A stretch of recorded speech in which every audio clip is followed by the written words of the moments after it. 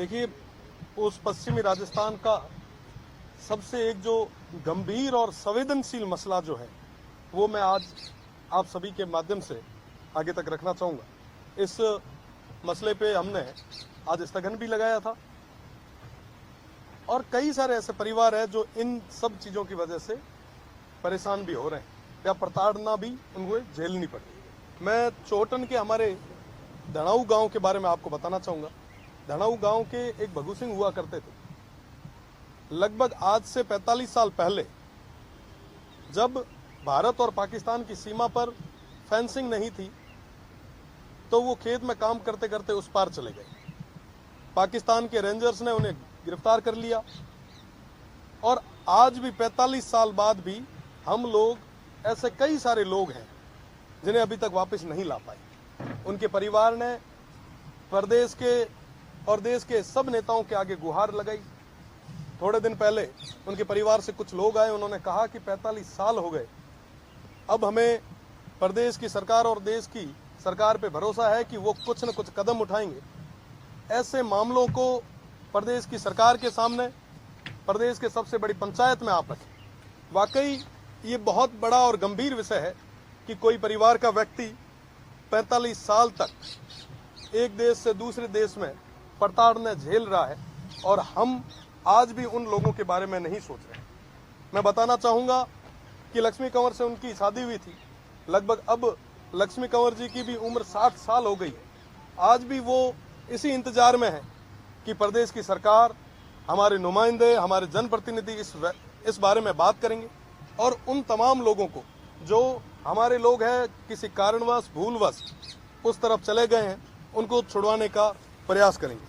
साथ ही साथ क्योंकि मैं भारत और पाकिस्तान की सीमा से आता हूं, मेरी जो लोकसभा और विधानसभा क्षेत्र है वो बॉर्डर पे है। सीमांत के कई सारे लोगों का उस पार संबंध भी रहा है।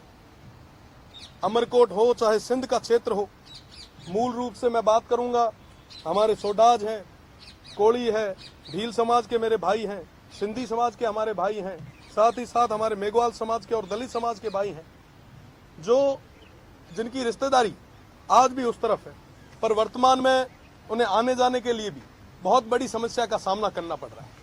आप देखेंगे कि वहां जाने के लिए, वीजा के लिए इन तमाम लोगों को दिल्ली के कई बार चक्कर निकालने पड़ते हैं, दर दर की ठोकरें खानी पड़ती है। अपने आप में ये बहुत बड़ा एक चिंता का विषय है।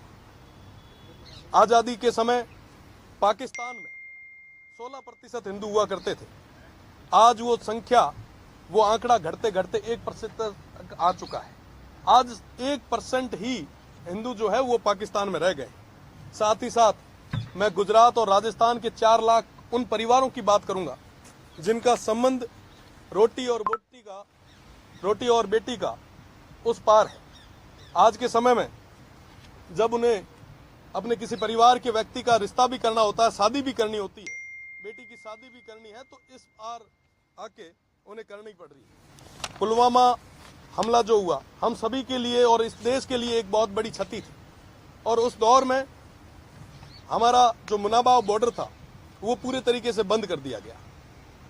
पुलवामा अटैक से पहले हमारे जो लोग थे वो थार एक्सप्रेस के माध्यम से, जो कि स्वर्गीय जसवंत सिंह जी ने शुरू की थी, 2006 से लेकर 2019 तक वो थार एक्सप्रेस चली और उस थार एक्सप्रेस में कई सारे लोग जो उस पार थे यहाँ आके अपने परिवार से जुड़े और साथ ही साथ कई सारे बिछड़े लोग मिले।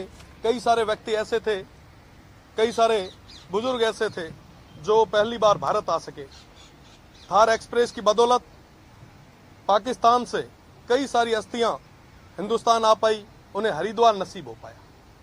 पर पुलवामा अटैक के बाद में थार एक्सप्रेस पूरे तरीके से बंद हो गई। अटारी और बाघा बॉर्डर खोल दिया गया। वर्तमान में सबसे ज्यादा पाक विस्थापित जो है वो बाड़मेर और जैसलमेर में है। आज उन्हें अटारी से होके उस ओर जाना पड़ रहा है। मेरा निवेदन प्रदेश की सरकार से और केंद्र की सरकार से है कि अटारी के तर्ज पर मुनाबाव बॉर्डर खोला जाए ताकि जो ये पाक विस्थापित है, जो आज भी उस और यातनाएं झेल रहे हैं, उन्हें आने जाने में कोई समस्या नहीं है। देखिए, जो पश्चिमी राजस्थान का बॉर्डर है वो सबसे शांत बॉर्डर है। कोई भी अवांछित घटना यहाँ नहीं हुई। तो इसके लिए आज हमने स्थगन लगाया था और आने वाले समय में भी इन पाक विस्थापित जो हमारे भाई हैं, जो उस ओर परेशान होकर इस ओर आए हैं, उन्हें पूरी व्यवस्था कैसे मिले, इसके लिए हम प्रयास भी करेंगे। साथ ही साथ मेरा पुनः निवेदन रहेगा कि मुनाबाव बॉर्डर को इस तर्ज पे खोला जाए। अगर पाकिस्तान अपनी जीरो लाइन तक, थोड़े दिन पहले 15 दिन पहले आपने देखा होगा कि जीरो लाइन तक वो अपनी ट्रेन ले आया है, तो क्यों नहीं हम भी एक ऐसा प्रयास करें ताकि हमारे लोगों को कम से कम समस्या हो। जो पाकिस्तान में प्रताड़ना झेल रहे हैं, क्यों नहीं हम उन्हें अपने देश में जगह दें।